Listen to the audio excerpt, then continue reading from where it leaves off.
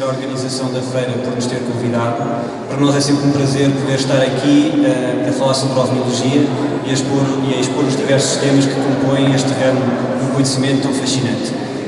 Como devem saber, o tema que eu vou aqui apresentar é o fenómeno das abduções. Para os leigos, digamos que é o fenómeno dos raptos extraterrestres feitos a pessoas. Devo dizer que é um dos temas mais controversos, não só dentro da própria ovniologia, como também nela, nomeadamente em saber qual é que é a verdadeira origem do fenómeno e se o fenómeno for verdadeiramente de origem extraterrestre, qual é que será o intuito ou os intuitos de quem realiza esse tipo de fenómenos. Para aqueles que estão mais familiarizados com a ovniologia, ela começou em 24 de junho de 1947, com a observação de Kenneth Arnold de 9 objetos em forma de boomerang nas montanhas de Washington, as montanhas Cascade, que ficam no estado de Washington. E durante sensivelmente 14 anos, portanto, de 47 a 61, o fenómeno da ovniologia baseava-se principalmente em três vertentes, nomeadamente a observação, quer de dia quer de noite, de estranhos objetos voadores, a maioria em forma de disco, com aparência metálica, que pareciam desafiar toda a tecnologia da altura e todas as leis conhecidas da física na altura, e era aquele que também era o mais frequente.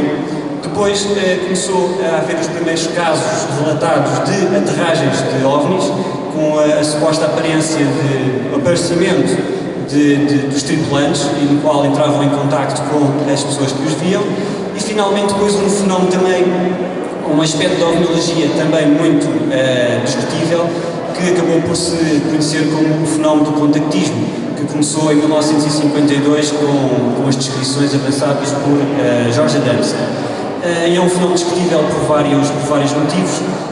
Em primeiro lugar, não faltaram pessoas que se afirmavam estar em contacto com os irmãos do espaço, e para isso apresentavam fotografias, algumas delas eram visíveis que eram falsificadas, algumas bastante curiosas, mas que no fundo, diziam eles, eram os embaixadores dos nossos irmãos do espaço que tinham uma mensagem de salvação do planeta. E esse aspecto da ovniologia é muito controverso, está ainda em discussão, mas parece que ultimamente o fenómeno do contactismo já não tem tanta visibilidade como antes, e de facto novos casos, novas pessoas dizerem que são contactadas é cada vez mais raro.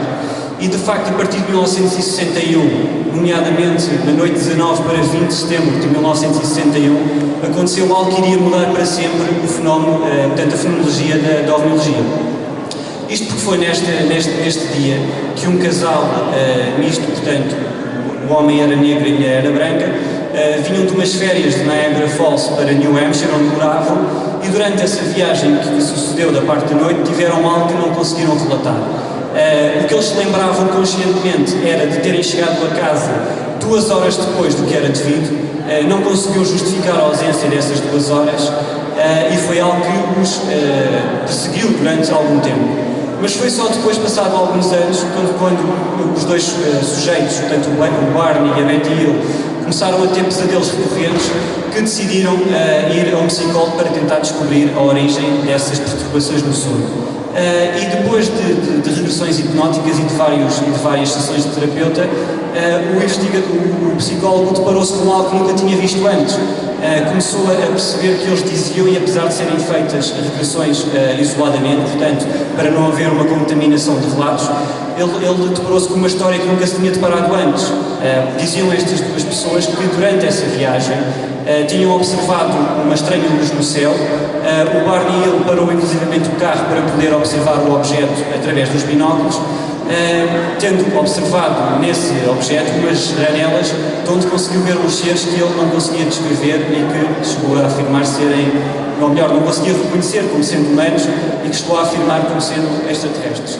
E de facto, à medida que as regressões hipnóticas foram sendo feitas, começou-se a descobrir cada vez mais detalhes, e portanto o investigador descobriu que efetivamente parecia que tinham sido levados para bordo de uma nave extraterrestre e que tinham sido feitas experiências físicas, quer a Betty, quer a Barney. Nomeadamente a Betty tiraram-lhe óvulos e a Barney tiraram-lhe esperma. De facto, este aspecto, por ser tão embaraçoso, foi inclusivamente omitido do livro que deu origem a este caso, que se chama The Uninterrupted Journey, do John G. Fuller, que foi publicado em 1966. E, portanto, nesta altura os investigadores depararam-se com um aspecto novo e é curioso notar que na altura os melhores investigadores, nomeadamente o pai da ovniologia moderna, o Alan Hynek, ele próprio ao início tinha bastantes reservas em relação ao fenómeno e temia que se desse muita atenção a estas histórias cada vez mais recorrentes de pessoas que diziam que tinham sido raptadas por extraterrestres, iriam pôr em causa a própria credibilidade da ovniologia. Inclusive o investigador Donald Keyhoe era da mesma opinião. Portanto, de facto, a comunidade ovniológica neste período, em 61 e continuação da década de 60, ofereceu algumas resistências à investigação deste novo aspecto da ovniologia. Mas, de facto, os casos foram cada vez aparecendo mais, as provas foram também acumulando e, de facto, era um pormenor, um aspecto importantíssimo que a ovniologia não podia deixar passar. Portanto, esses investigadores que ao início começaram por pôr de lado o fenómeno foram aqueles que efetivamente começaram a investigá-lo mais. E, de facto, o mérito de trazer este tema para debate pertence a Bud Hopkins, que é um investigador de OVNIs bastante conhecido e reputado, que é também um artista. Portanto, ele em 1981 publicou o primeiro livro, chamado Missing Time, no qual relatava a história de diversas pessoas que teriam sido raptadas por extraterrestres. Ele acabou por ser, neste primeiro livro, e para não chocar a própria comunidade ovniológica nem científica, bastante reservado nas suas conclusões, mas à medida que o fenómeno foi adquirindo cada vez mais notoriedade, os factos apurados pelos investigadores foram também trazidos ao lume. E de facto estamos perante um fenómeno extremamente complexo e um fenómeno que, quanto a mim, não tem uma explicação tão linear como alguns investigadores podem querer fazer parecer. Mas de facto, o que é isto das abduções? Como já devem ter percebido, o que os ovniologistas, a grande maioria dos ovniologistas, defende é que efetivamente existem extraterrestres.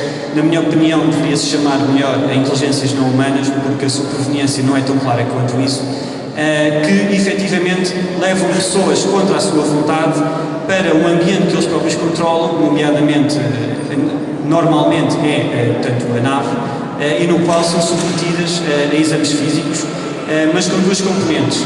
Portanto, em primeiro lugar, há uma componente física, mas a seguir há uma componente informativa. Ou seja, se num primeiro momento esse sujeito é levado contra a vontade para dentro de uma nave que a maior parte dos artigos descreve como um local onde tem uma luz difusa, que não parece haver ângulos retos, parece ser arredondado, onde são colocados numa mesa que se adapta ao corpo, na maioria das vezes nus, mas nem sempre assim acontece, por vezes é-lhes permitido ter peças de roupa ligeiras, e onde são submetidos a experiências físicas, nomeadamente experiências que vão desde a inserção de aparelhos que parecem ser seringas nas cavidades nasais, muitas vezes nos cheios, muitas vezes no umbigo, e um exame físico que, na maioria das vezes, ou melhor, na grande maioria das vezes, tem uma componente reprodutora muito, muito óbvia. Aliás, a maior parte dos investigadores, e isto é unânime, afirma que, de facto, o principal intuito das abduções do fenómeno tem a ver com questões reprodutivas. Mas, para além desta questão reprodutiva, que eu vou abordar um pouco daqui adiante, há também uma questão informativa, ou seja, há também uma comunicação, quase sempre telepática, entre os seres que realizam este tipo de procedimentos e os abduzidos. E, nomeadamente, neste tipo de caráter informativo, o que acontece muitas vezes são mostragens de imagens catastróficas, imagens do planeta Terra a morrer, acompanhado de mensagens de caráter ecológico, que vai um pouco em contra àquilo que os próprios contactados já na década de 50 diziam que os seus irmãos espaciais diziam. Portanto, uma preocupação ambiental, uma alteração da consciência, uma preocupação pelo estado do planeta, numa gestão que estamos a ter, que inclusivamente é bastante danosa para nós e para a própria convivência de outras espécies no nosso planeta. Mas parece-me importante, antes de entrar em pormenor no que é a abdução, informar de quando é que ela ocorre. Apesar da abdução poder ocorrer em qualquer período, em qualquer lugar, a qualquer hora, existem duas situações onde as abduções são mais recorrentes. Existem dois cenários. O primeiro deles é efetivamente em casa. A maior parte das abduções acontece quando o abduzido, a pessoa que é levada, se encontra em casa. E de facto há indicadores de quando uma abdução parece estar prestes a ocorrer. O abduzido normalmente apercebe-se de estranhos zumbidos ou zunidos, muitas vezes cliques na cabeça, que o investigador Whitley Strieber refere como fenómeno de modulação, e muitas vezes a pessoa é também surpreendida por uma luz que parece vir de uma fonte externa que ilumina todo o local onde ela está. Esta luz é muito frequentemente descrita como sendo a luz, como sendo azul esbranquiçada, acompanhado também de uma perda motora por parte do abduzido que facilita, de facto, as abduções. Aquilo que é curioso notar, e que os investigadores também já realizaram, já concretizaram, é que se, por exemplo, estiverem outras pessoas no meio ambiente que não forem alvo dessa abdução, elas aparecem como desligadas. Acontece muito frequentemente um abduzido estar a dormir, ser acordado por estes fatores que eu acabei de referir, por este pormenor que acabei de referir, tentar acordar o cônjuge ou o companheiro para os proteger de certa maneira, ou para pelo menos corroborar aquilo que está a passar, e o cônjuge ou o companheiro não desperta, como se estivesse desligado. Ir como o lar do abduzido, como também na rua. O outro local que é bastante referido são as abduções na estrada. Curiosamente, o primeiro caso que deu esta notoriedade ocorreu na estrada, e é curioso o abduzido ir a conduzir, reparar muitas vezes numa luz estranha no céu que não consegue identificar. Muitas vezes a luz não aparece quer no céu, aparece por trás do carro, e o abduzido pensa que é um automóvel que tenta ultrapassar, mas que nunca concretiza essa ação. Mas a pessoa começa a estranhar porque, de facto, as luzes que estão na parte de trás do carro não são idênticas às de um automóvel, e o próprio abduzido nota que pode até estar numa estrada bastante movimentada àquela hora, mas no momento em que ele vai ser abduzido existe uma espécie de acalmia, a estrada aparece como estando perfeitamente vazia. Eu lembro-me que houve uma altura, houve uma pessoa que nos abordou e que de facto contou uma história semelhante que ocorreu na segunda circular.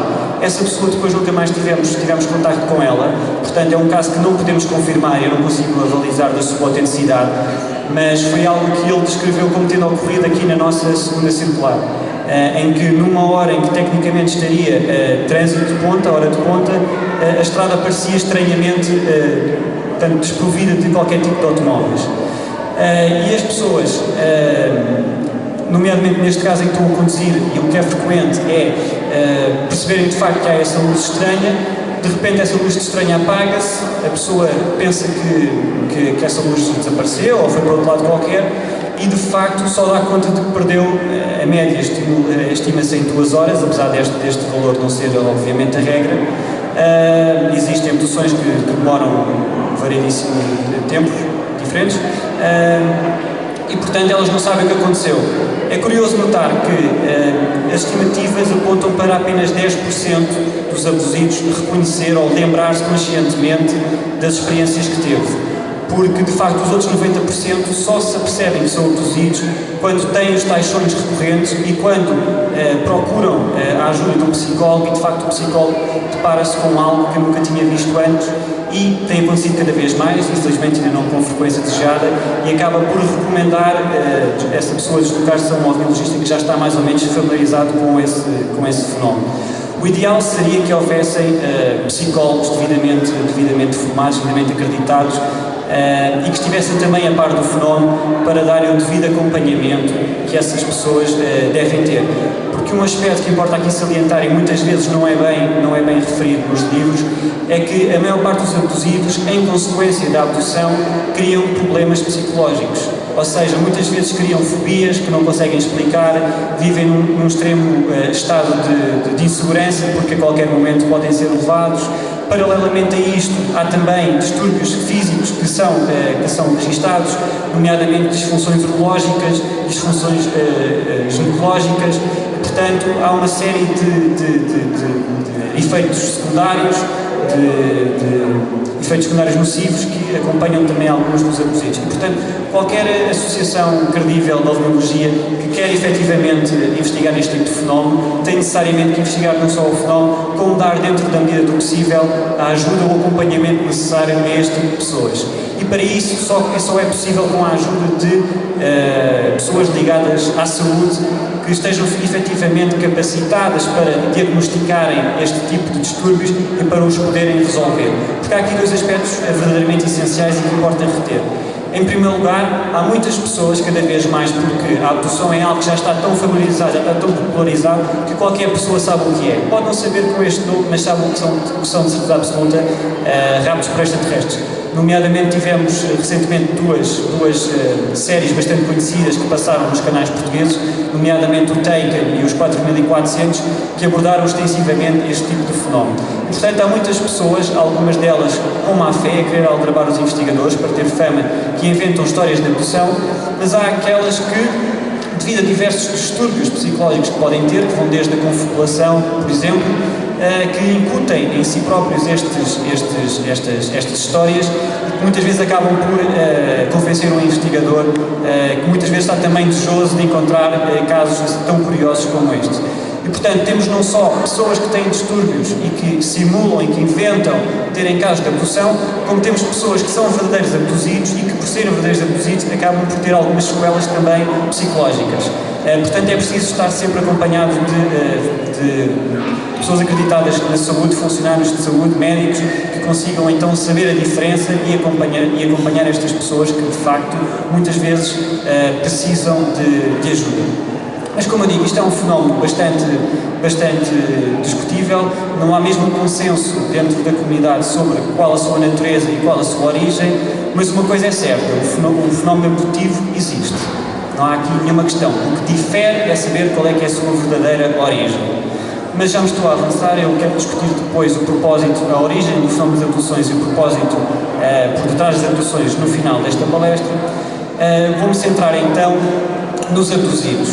Falei há pouco nos distúrbios psicológicos, mas será que existe um padrão de pessoa que seja abduzida? Ou seja, é possível encontrar em todas as pessoas que foram abduzidas, aquelas pessoas que foram devidamente investigadas e que parecem não estar a aldrabar e que parecem de facto estar a ser sujeitas a este fenómeno, se há algum padrão, algum denominador comum que as identifique? Já foram feitos diversos estudos, nomeadamente em 1991 foi feito um estudo pelo célebre Instituto Roper, e de facto aquilo que se constatou é que as pessoas, não há nenhum padrão. Existem pessoas de todos os estratos sociais, pessoas com diversos tipos de QIs, pessoas com diversas formações académicas, pessoas sem formações académicas, pessoas de todas as raças. E, portanto, não há nenhum padrão que se possa utilizar e dizer este aqui é o perfil psicológico de um abduzido. Já se fez testes para ver se os abduzidos tinham tendência para a confabulação, não é verdade, eles são pessoas como nós. Algumas, é verdade, apresentam uma capacidade imaginativa superior à média, mas isso também acontece frequentemente em pessoas que não são abduzidas. Já foram feitos diversos testes psicológicos e, de facto, não parece haver nenhum distúrbio generalizado que possa, então, identificar quem é um abduzido. E, portanto, posto isto, parece-me que, de facto, há um denominador comum, mas não me parece que ele seja psicológico, nem a nível da sua formação, a nível da educação. Parece-me que, tendo em conta que o fenómeno abdutivo tem uma componente reprodutiva bastante forte, que portanto, o aspecto comum, o denominador comum, será genético. Até porque há algo aqui que é importante salientar. A maior parte das pessoas, quando são abduzidas, e isso descobriu-se logo nos primeiros anos de investigação, descobriu-se que é um fenómeno multigeracional, ou seja, quando se apresenta uma pessoa que é abduzida, vem-se a constatar que, de facto, essa abdução já tinha ocorrido à mãe, já tinha ocorrido à avó. Geralmente a abdução é feita do lado materno, só que nessa altura o fenómeno não era tão conhecido como era hoje em dia.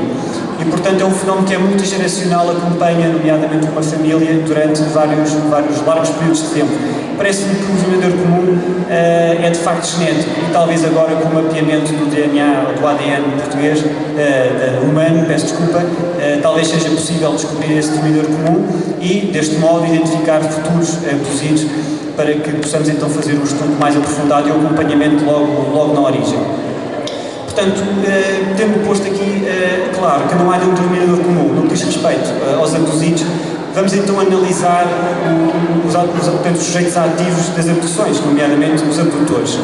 Como eu disse, a maior parte da ovniologia, da comunidade ovniológica, defende que estas abduções são feitas por extraterrestres e, de facto, essa é a explicação que a maior parte dos investigadores, dos extraterrestres, ou melhor, dos sujeitos, afirma, porque nas abduções, quando os sujeitos perguntam de onde é que eles vêm, eles normalmente dizem que vêm de outros planetas.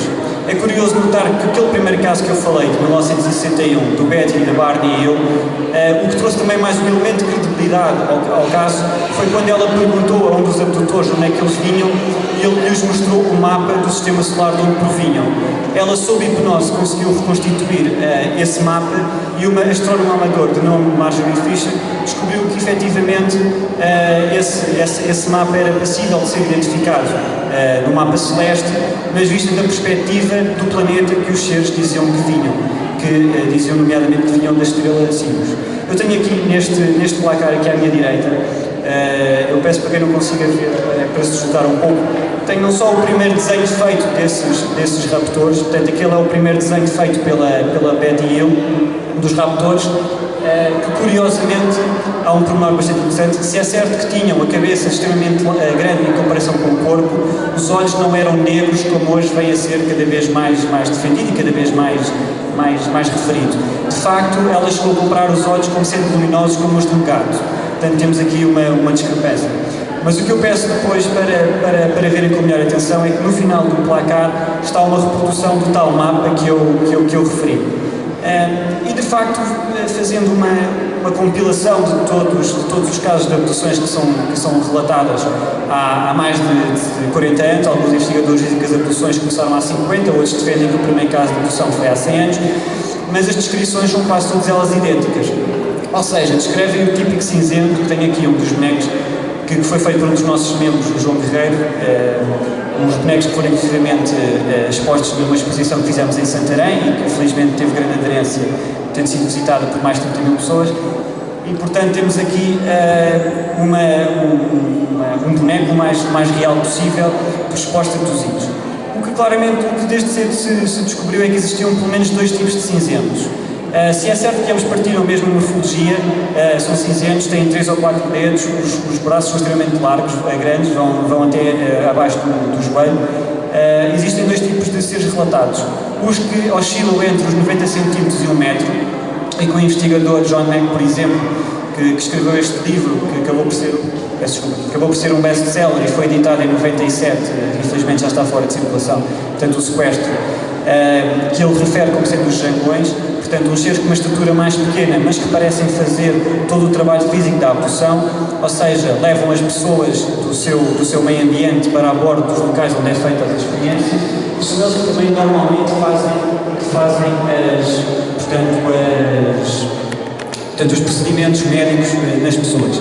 E depois temos um ser, que é este boneco tenta relatar, que são seres mais altos, que podem ir até 1,5 metro, e que os abduzidos referem como sendo os doutores, como sendo aqueles que parecem estar a coordenar os procedimentos que são feitos aos abduzidos. E normalmente são esta espécie um pouco maior, que acaba por estabelecer por via telepática o contacto dos abduzidos. E os abduzidos, o que a maior parte dos abduzidos dizem é que se lembram de ser sempre o mesmo ser, o mesmo médico, que as acompanha desde a infância até à idade adulta. E que muitas delas têm sentimentos confusos quanto a esta mesma entidade, porque se por um lado veem como alguém que a acompanhou durante a vida toda e por vezes até conseguem considerá-los como amigos, por outro lado têm algum ressentimento pelo facto de serem submetidos a estas experiências, que na maior parte das vezes é feita contra a sua própria vontade.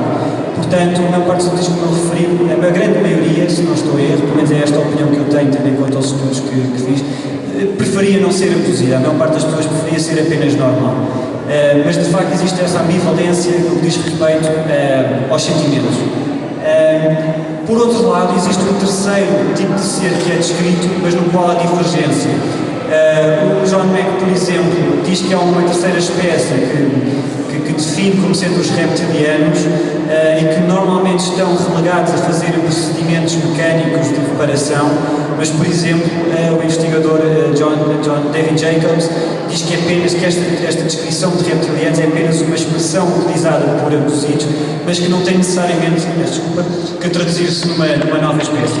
Mas o que é uma impressão que tem, e nomeadamente costumo referir que as extraterrestres, por assim dizer, não está assente, lá está que sejam de facto extraterrestres, associam sentimentos de bondade e de uma preocupação maior.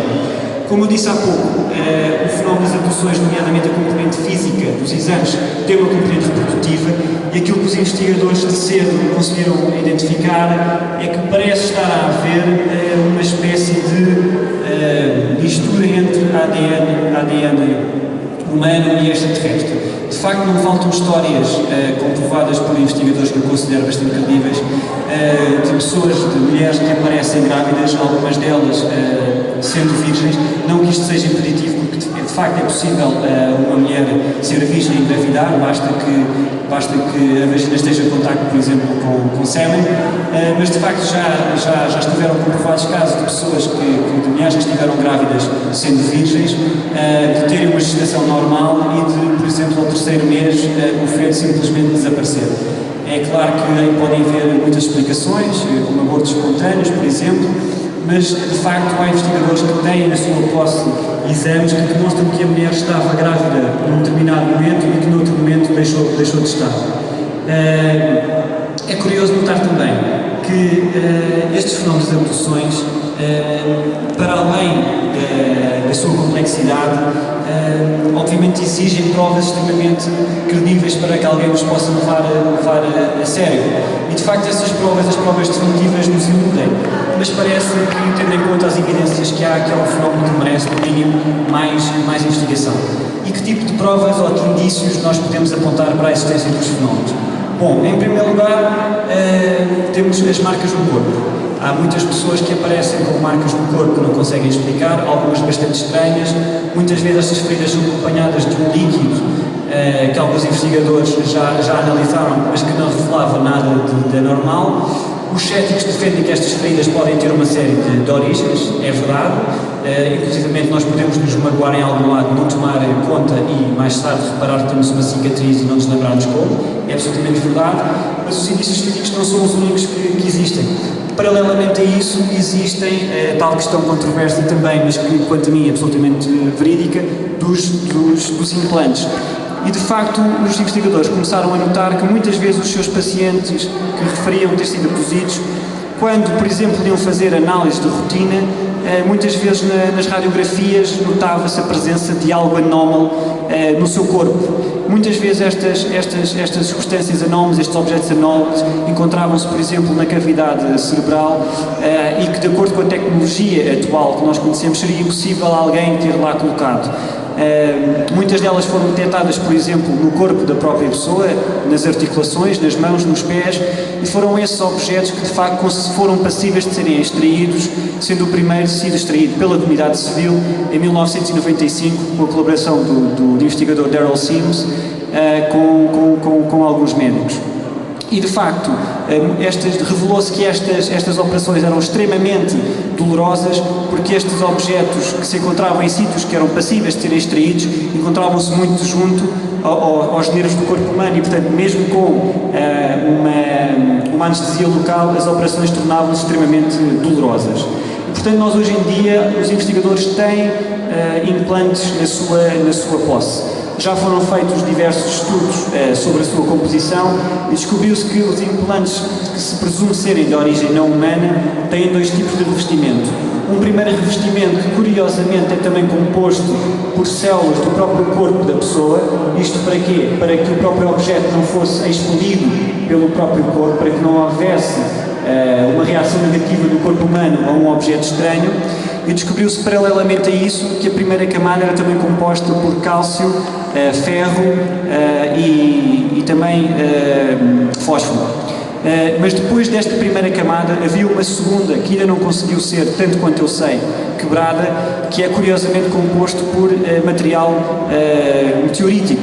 Portanto, tem ferrite e constataram-se inclusivamente propriedades ferromagnéticas.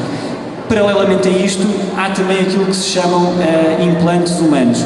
E, de facto, uma das explicações avançadas para o fenómeno das abduções, e que alguns investigadores, ainda que minoritários, defendem, é as abduções realizadas por forças militares, nomeadamente dos Estados Unidos da América.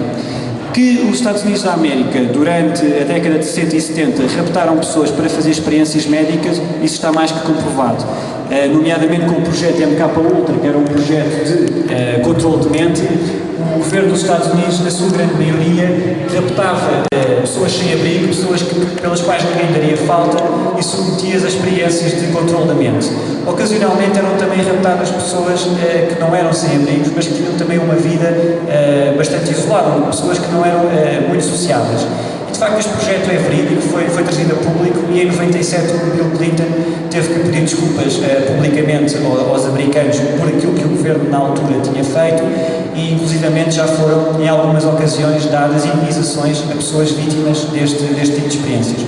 Mas estes investigadores defendem que muitas vezes o que acontece é que as abduções são feitas por militares em projetos também de controle da mente e outros, camuflados de verdadeiras abduções extraterrestres, ou seja, eles aproveitam-se do assunto para fazerem, sem levantar suspeitas, os seus próprios projetos secretos.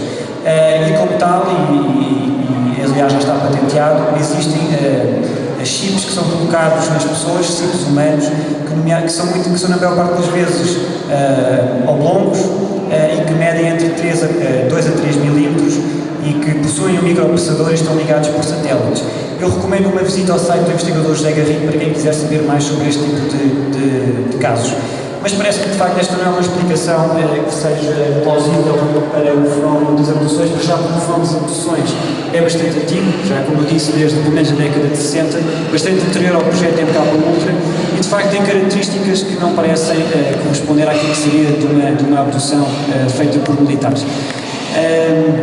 De todo modo, resta saber, e uma vez que existe a presença destes implantes, quais é que serão os seus propósitos. A primeira teoria que surgiu e aquela que foi mais aceita era de que estes implantes serviam para monitorizar as pessoas, ou seja, para saber onde é que elas se encontravam. E de facto um aspecto que é bastante comum nas abduções é a pessoa muitas vezes tentar fugir das abduções, ir para sítios onde não costuma normalmente estar, inclusive mudar de país, e no entanto as abduções ocorrem sempre. Havia sempre uma maneira de eles encontrarem a pessoa que era abduzida. E, portanto, é bastante lógica a conclusão de que os implantes servem para monitorizar as pessoas, para as identificar. Por outro lado, houve outra explicação que foi feita e com a qual eu também concordo, é que paralelamente a isto, os implantes servem também para monitorizar a condição da própria pessoa, ou seja, para saber o estado de saúde da própria pessoa. E há outro elemento que é mais discutível, mas com o qual eu concordo, é que os próprios implantes servem para transmitir em tempo real, essa expressão agora está muito em voga, informações no que às abduções diz respeito. O investigador David Jacobs, por exemplo, defende que muitas vezes quando o abduzido ia ter com ele, e quando havia indícios de que a pessoa pudesse ter implantes, quando ele marcava uma reunião, um encontro para retirar esses mesmos implantes, quando a operação era feita, esses implantes já lá não estavam. E o que ele defende é que esses próprios implantes servem para, quando o abduzido está numa situação em que fala deste fenómeno, transmite, envia uma espécie de aviso para as entidades por detrás do fenómeno, para que elas possam agir em tempo real e tentarem ao máximo esconder o máximo de evidências que provem a realidade do fenómeno. Mas o aspecto que é mais controverso e aquilo que eu também concordo é a capacidade que os implantes parecem ter de transformar a vontade das pessoas, de fazer agir de maneira contrária à sua própria vontade. Não é muito raro as pessoas, para facilitarem uma abdução, sem explicarem muito bem porquê, elas próprias isolarem-se, irem para sítios onde não costuma haver muitas pessoas para que as abduções sejam mais facilmente realizadas. E de facto isto revela algo que é bastante preocupante. Porque isto, aliás, está aqui demonstrado neste livro, no último livro do investigador Bud Hopkins, que é um caso bastante interessante, que eu posso falar depois mais tarde, em que ela, abduzida pela primeira vez, já enquanto estava a ser abduzida, viu-se a fazer coisas contra a sua vontade. Ela não queria participar ativamente das abduções, mas, não sabendo bem porquê, lá conseguia fazer o que eles queriam sem haver o tal processo telepático da varredura cerebral em que os extraterrestres ou os seres por trás das abduções normalmente conseguem fazer, que é, através destes olhos negros, conseguem transmitir à pessoa instruções de uma maneira bastante forte e que as impossibilita muitas vezes de agirem de acordo com a sua própria vontade. Portanto, lá está, temos aqui a possibilidade dos implantes servirem também para controlar a mente das pessoas, o que é, obviamente, extremamente grave. Ter algo ou alguém que, de acordo com a teoria positiva que vou falar mais à frente, só é feito para o nosso benefício, por seres espiritualmente e tecnologicamente mais avançadas, mas que conseguem ir contra a própria vontade humana e fazer com que as pessoas façam algo que não querem. E isto, para mim, obviamente, é um atropelo extremamente grave à própria dignidade humana. E, portanto, Para além dos implantes, há também outros indícios, nomeadamente de corroboração independente. Muitas vezes, quando a pessoa é abduzida, de facto existem buscas feitas à pessoa, um familiar, por exemplo, telefona, ou um companheiro de quarto não encontra essa pessoa, e de facto já chegou a acontecer algumas vezes, e está relatado nos livros da especialidade, haverem até buscas feitas a pessoas por não as encontrarem, e de facto mais tarde a pessoa aparece sem saber o que lhe aconteceu, sem saber porque é que de facto andam à procura dela, sem saber que tinha desaparecido. Portanto, isto é uma componente física bastante forte, especialmente para aqueles defensores de teorias meramente psicológicas ou físicas, distúrbios físicos, para o fenómeno das abduções.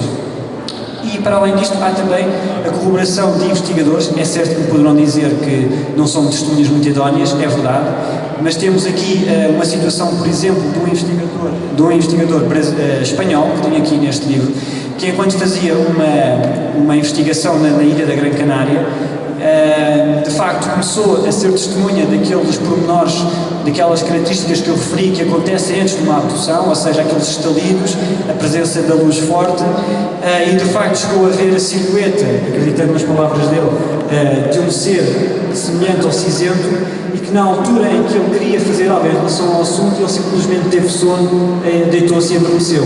Ele próprio não sabe explicar porque é que na altura em que iria ter pela primeira vez a comprovação de que aquilo que ele estudava era verídico, teve a vontade de dormir e de facto quando acordou, todo o incidente já se tinha passado. Portanto, mais uma vez temos a corroboração de pessoas independentes e mais uma vez temos o total controle dos seres que estão por detrás das abduções, de controlar o meio ambiente da pessoa que é abduzida.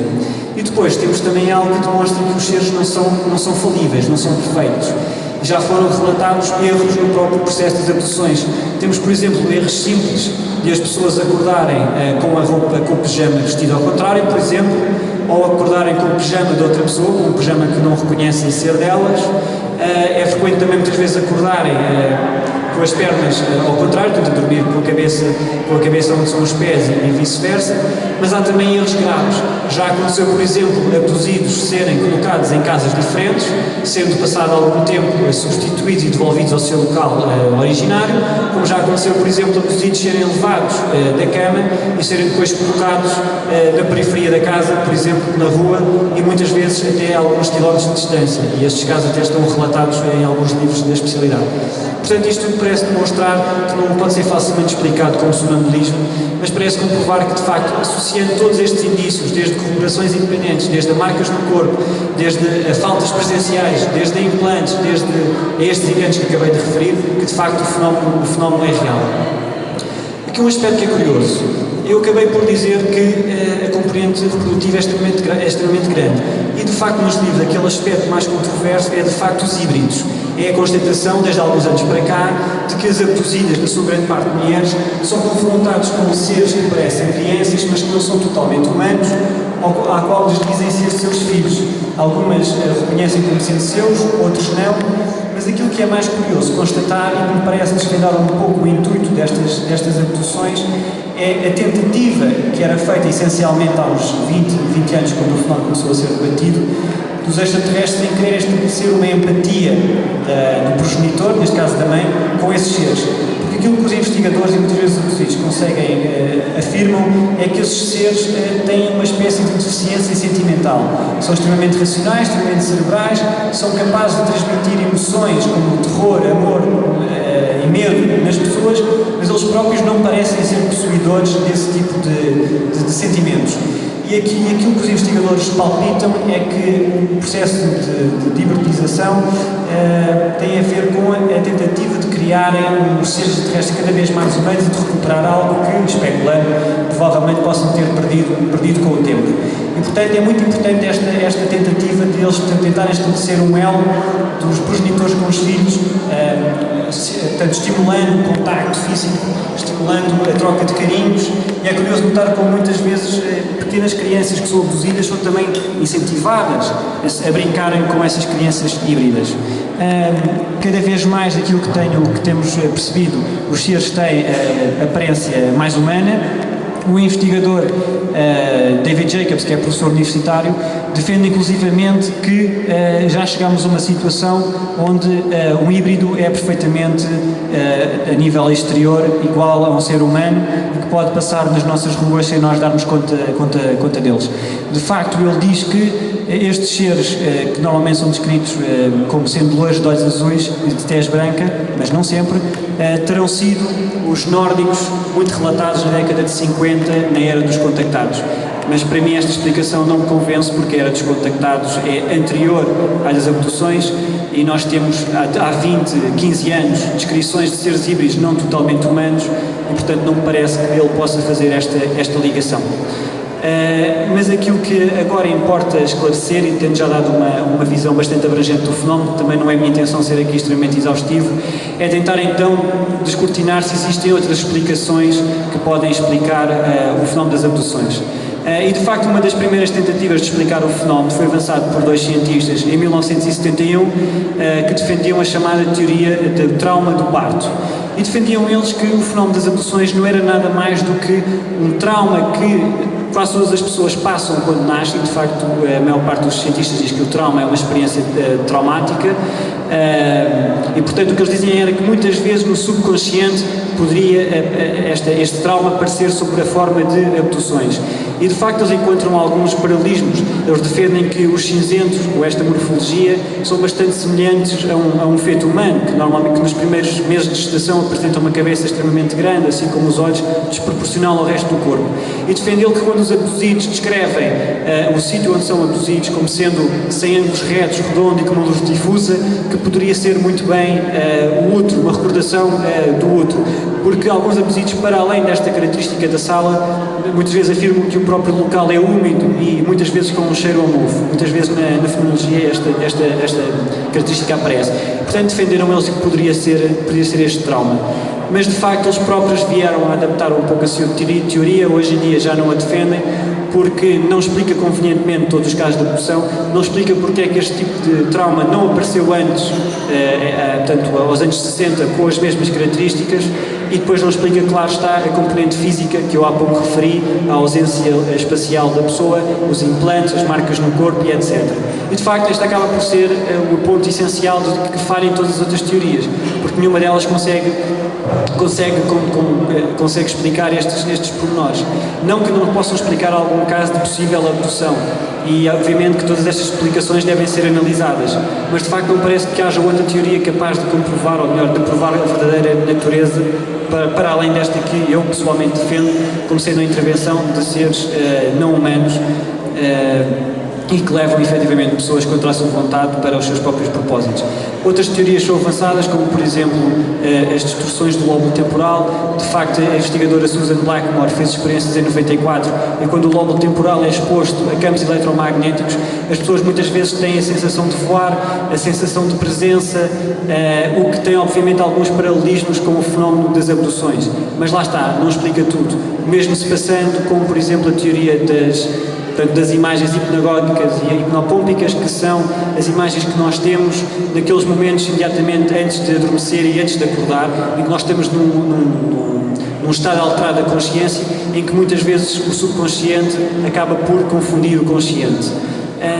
Mas aquela teoria que é hoje mais defendida é a teoria da paralisia do sono, que pessoalmente a mim já me aconteceu, que é quando existe algum distúrbio físico e o cérebro acorda antes do corpo e a pessoa dá-se por si sem se conseguir mexer. É uma experiência extremamente perturbadora, uma pessoa acordar quase como que paraplégico, não consegue mexer. Mas o que é curioso é que os estudos feitos nesta área acabaram por demonstrar que, paralelamente a este aspecto de não conseguir mexer, temos novamente a sensação de presença. Alguns investigadores, e nomeadamente um forte peso na pessoa que a impossibilita de respirar. E há investigadores que defendem que esta é de facto a explicação para os íncubos e os súcubos da Idade Média, portanto aqueles demónios, aquelas bruxas que copulavam com seres, com as pessoas e da qual mais tarde de quem depois acabavam por ter filhos. E portanto alguns investigadores fizeram um salto de que estes íncubos e súcubos da Idade Média, que seriam causados pela paralisia do sono, seriam hoje a manifestação, ou melhor, que as abduções seriam hoje a manifestação desse próprio fenómeno. Cá para mim, na minha opinião, é a explicação mais interessante, é uma explicação que tem fortes paralelismos com a abdução, mas a meu ver não explica convenientemente este tipo de fenómeno. Agora, para terminar, vou então passar à parte mais problemática, aquela que mais divide a comunidade ovniológica, que é saber, bom, se as abduções são efetivamente reais, e parece haver obviamente provas neste sentido, mas posso obviamente estar errado, qual é que será então o intuito dos seres que estão por detrás deste tipo de fenómeno?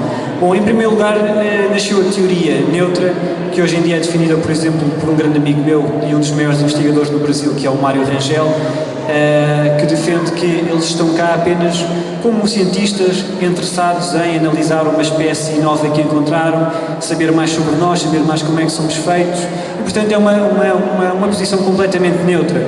Ele defende que sim, que é certo que as pessoas são sujeitas a traumas, são levadas contra a sua vontade, mas que isso acontece um pouco como hoje em dia em algumas espécies que nós monitorizamos. Hoje em dia é normal os cientistas apanharem, por exemplo, espécies em vias de extinção e porem-nos localizadores, muitas vezes espécies sem estarem em vias de extinção põem localizadores para saberem os seus próprios hábitos, portanto seria um pouco como isto. Mas de facto há aqui um aspecto que me parece importante, é que a diferença entre nós e os animais é que nós não conseguimos estabelecer por enquanto, não sei se alguma vez será possível, uma comunicação eficiente. Nós não conseguimos comunicar e explicar a eles porque é que isto é feito e não conseguimos saber muitas vezes qual é que é as suas verdadeiras emoções. Portanto, parece-me que nas abduções esse contacto é perfeitamente estabelecido. Existe troca de diálogo, existe troca de informações, portanto eles sabem muitas vezes que estão a magoar as pessoas, eles sabem muitas vezes que as pessoas não querem estar ali, eles sabem muitas vezes que as pessoas não querem ser abduzidas e no entanto continuam a fazê-lo, dizendo que é bom, que é para bem delas, mas sem avançarem com explicações por mais.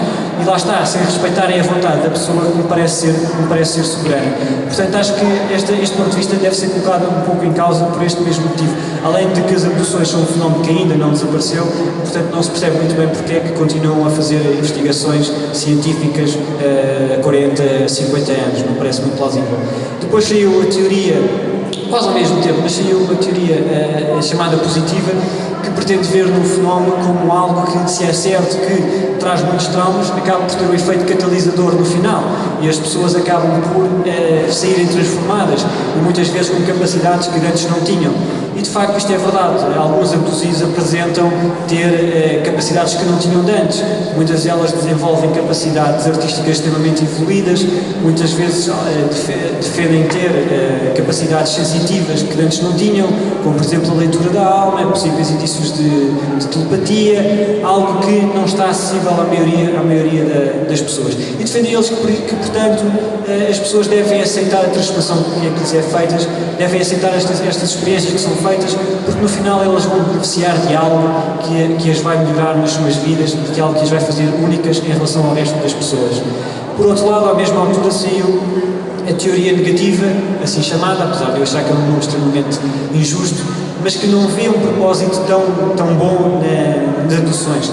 Porque eles defendem em primeiro lugar que é inquestionável que as pessoas, que a maioria delas são metidas contra a sua vontade. Defendem que elas vivem em extrema insegurança por não saberem quando é que pode acontecer. Constataram que muitas vezes é difícil estas pessoas estabelecerem elos afetivos com outras pessoas, porque lá está, muitas vezes inconscientemente acusam o cônjuge de não conseguir impedir que as abduções aconteçam. Paralelamente a isto temos também os traumas que são videntes, traumas que são aliás mensuráveis e que de facto causam um transtorno ainda para as pessoas, paralelamente aos problemas físicos que já relatei, as questões oncológicas, ginecológicas. E é curioso notar que, por exemplo, os primeiros investigadores que apontavam para uma teoria neutra, para uma teoria positiva, como por exemplo o Bud Hopkins e o David Jacobs, e inclusivamente o John Mack, que era um dos principais defensores da teoria positiva, nos momentos antes de morrer, admitiu rever um pouco a sua posição, porque de facto defendem eles que a maior parte dos abduzidos com quem contactaram acabou por desenvolver hábitos, algumas vezes, alguns tornaram-se dependentes de drogas, outros tornaram-se dependentes de medicamentos, outros começaram a fumar, e, portanto eles acabaram por notar nos seus grupos de investigação e muitas vezes nos seus próprios grupos de apoio que criaram, que as pessoas acabavam por criar fobias e acabavam por criar problemas que não tinham de antes. Inclusivamente pondo em causa um pouco a teoria da teoria positiva, de que estes abduzidos, detentores de novas características, iriam ajudar a alterar a mente das pessoas, iriam ajudar a alterar a consciência das pessoas, para que entrássemos numa nova era que eles defendem dever existir. E o que estes investigadores, estes 3 investigadores que eu acabei por relatar, vieram a constatar é que, de facto, não veem na comunidade com a qual trabalham uma preocupação por aí além, na maioria dos abduzidos, pelo meio ambiente, não veem por aí além uma participação cívica superior à média das pessoas, não as veem integradas em movimentos que defendem, como por exemplo o Greenpeace, que defendem alterações de mentalidade e alterações nas políticas climatéricas. Portanto, eles próprios até vêm a defender que esta preocupação pelo meio ambiente, pelas alterações do ecossistema, pela destruição do planeta, é até bastante recente. Porque eles salientam bem que ao início a componente principal era a reprodutiva.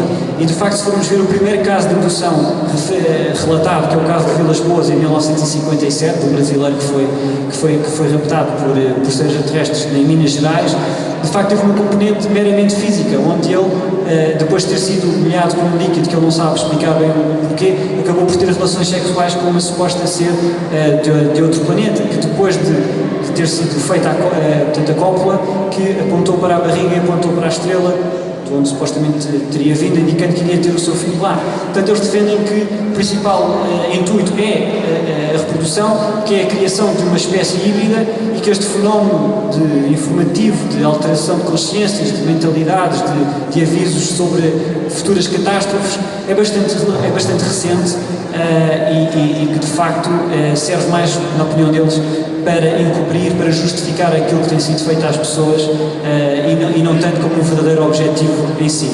Em suma, para terminar, compete-me dar a minha opinião pessoal enquanto investigador. Eu de facto tive a oportunidade de, no Brasil, acompanhar investigações feitas a duas abduzidas. Tive a felicidade de privar com um dos maiores investigadores no Brasil no que diz respeito a este fenómeno, e tive também a experiência de ser hipnotizado. E devo relatar que, contrariamente àquilo que se acreditava no início, de que a pessoa sobre a hipnose não podia aldrabar, é mentira, e de facto é possível aldrabar o investigador, é possível enganar o investigador quanto ao estado de consciência que nós temos, e é possível de facto criar histórias na nossa mente e passíveis de enganar os investigadores.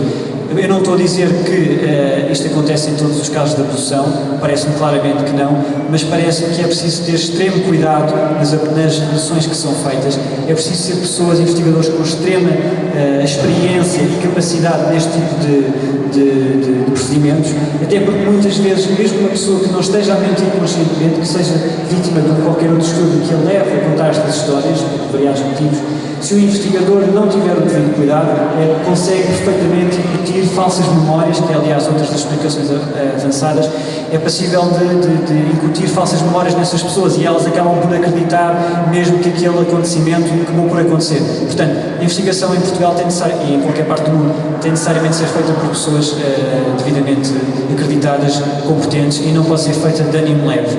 Posto isto, e para terminar, eu destas três posturas, destas 3 hipóteses sobre qual é que será o propósito dos abdutores, parece-me que é difícil escolher uma, mas parece-me que a atitude mais inteligente será, obviamente, estar preparados para o pior, esperando o melhor. Parece-me um pouco perigoso ver nesses seres como os salvadores, parece-me um pouco perigoso vê-los como aqueles que nos vêm salvar, como aqueles que nos vêm transmitir conhecimentos que nós precisamos para sobreviver, até porque, se formos a constatar, estes conhecimentos que eles transmitem não é nada de novo. Quando o George Adamski, em 52, começou a alertar para a utilização da bomba atómica, para os efeitos nocivos que isso iria ter, era algo que a comunidade científica na altura também já alertava, portanto não é nada novo. Nós próprios temos consciência do que é preciso fazer para alterar o rumo que as coisas levam. Falta é efetivamente vontade política e vontade, obviamente, e participação cívica, que é aquilo que falta. Mas estes conhecimentos, vindo de alguém que supostamente viajou durante anos de luz, milhares de anos de luz, não traz assim nada de novo, não é nada que a gente já não saiba. E, portanto, parece-me que o melhor é mesmo estar preparados para o pior, mas evidentemente esperar o melhor.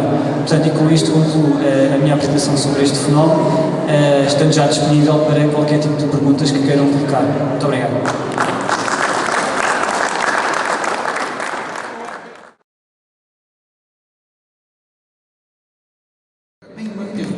Mas é chamar a atenção para 2 detalhes aqui. O primeiro é que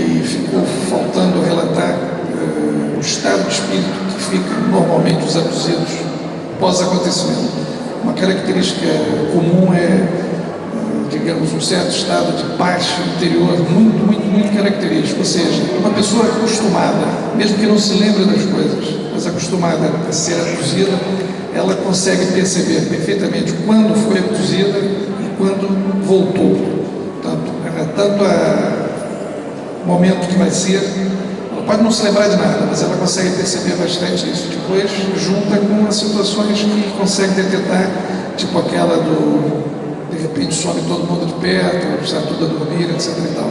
E a segunda, isso para ser curto aqui na coisa, a segunda é que, pela experiência que tenho de informações e coisas públicas que já existem na ufologia, aqui um detalhe, os seres que nos visitam não são somente desse tipo, não são só 1, 2, 3, 4. Acredito que sejam milhares. Portanto, nós aqui na Terra, portanto, os terráqueos, como não temos tecnologia nem conhecimento de como é que funcionamos e como é que funcionam as viagens espaciais, estamos sendo visitados. Então, somos visitados por N civilizações. Algumas nos conhecem, outras caem aqui de paraquedas. E vou dar um exemplo concreto do caso de Varginha. O caso de Varginha é típico, e até pelo visual das criaturas, né? Estilo reptilianos, tem uma tecnologia muito limitada e, ok, eram curiosos. Mas há outros também que fazem experiências como nós fazemos aqui também com o restante dos animais. Nós não deixamos de ser animais como outros. Agora, para entender mais esse fenômeno, é preciso também conhecermos mais como é que é o funcionamento das pessoas. O homem desconhece o próprio funcionamento do corpo, tanto a nível biológico, a nível celular, como a nível dos outros corpos que temos. Daí aquelas histórias das experiências do sono, aquela coisa toda. Vou até só uma parte sobre isso, senão dá para fome as 2 horas.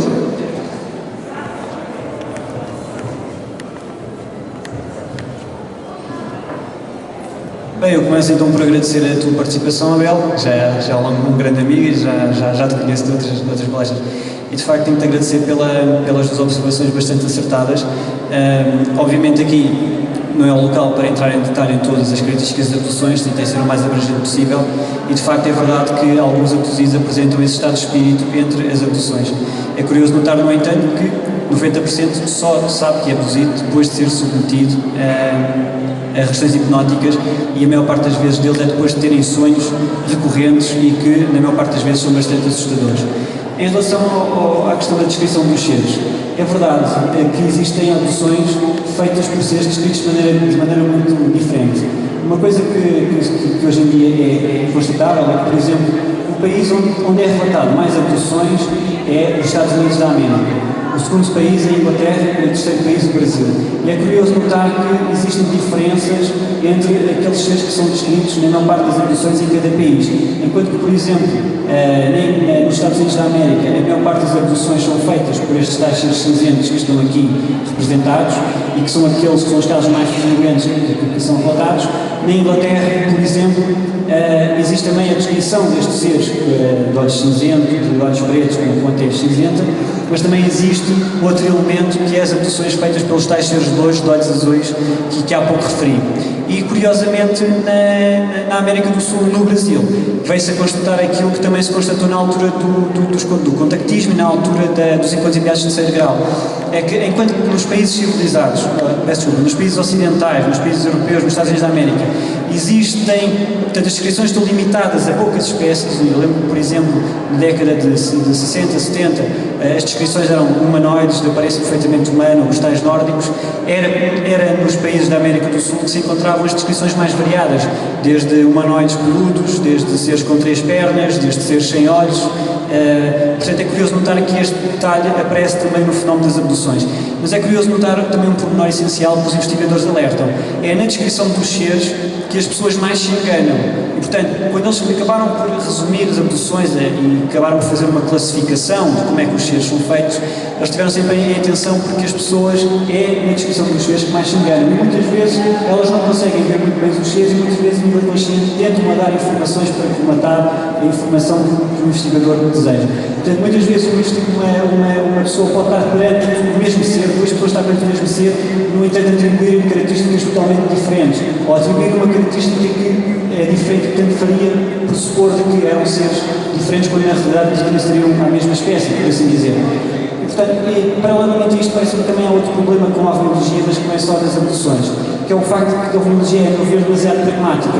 Nós na ovniologia não conseguimos tirar nenhuma conclusão. Cada investigador traz uma teoria e nós aceitamos. Sim, uns são bons, sim, outros são maus, outros estamos a investigar. E, portanto, não há nenhuma... Na ovniologia padecemos um pouco deste defeito. Não conseguimos tirar conclusões, não conseguimos formar bases sólidas na qual fazer a investigação. E é por isso que eu acho que estar a explicar sempre como são de várias espécies, são de várias proveniências, quando é algo que de facto não está tão demonstrado quanto isso, parece-me que acaba por confundir ainda mais. Várias vezes pressupõe uma certa tecnologia. Quando acontece esse sequestro em que aparece um objeto voador, etc e tal, com outros seres, nota-se que há aqui uma diferença. Mas lá está, eu não estou a dizer que não hajam outros seres, atenção, o que eu estou a dizer é que muitas vezes podem ser a mesma espécie que é mal descrita pelos intervenientes. Variedade de situações. Você vê objetos voadores chegando e terem uma troca aí de informação ou raptar as pessoas que estão naquele local. Isso denota o aparecimento daquele. Quanto outras situações que já são retiradas do espaço qualquer, seja qual for. Portanto, isso denota já uma tecnologia, um conhecimento anterior. Por isso que eu digo que, entre outras coisas que são provas disso, é essa. No caso de Varginha, por exemplo, você nota que aquilo caiu um objeto, não foram eles que sequestraram ninguém, foram eles que foram sequestrados. Portanto, é diferente. Então, eram seres que, por algum motivo, estavam ali. Mas, como o caso de Varginha, há outros também.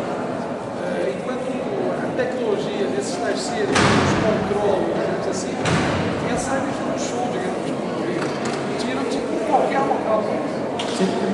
Admito que é um raciocínio que se possa fazer, mas por outro lado seria de esperar também uma evolução das próprias abduções. Eles não costumam, digamos assim, falhar muito, falhar no sentido daquelas situações caricatas que às vezes acontecem. Então, há vários seres interferindo na diferença.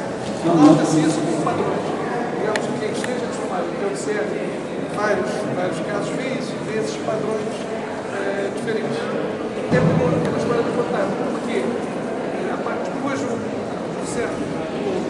pessoa, o abduzido, já sabe até como contatá-los. Ele vira um abduzido contatado, que ele pode provocar uma emoção. Isso é comum. Não sei se mais alguém tem alguma dúvida que queira colocar.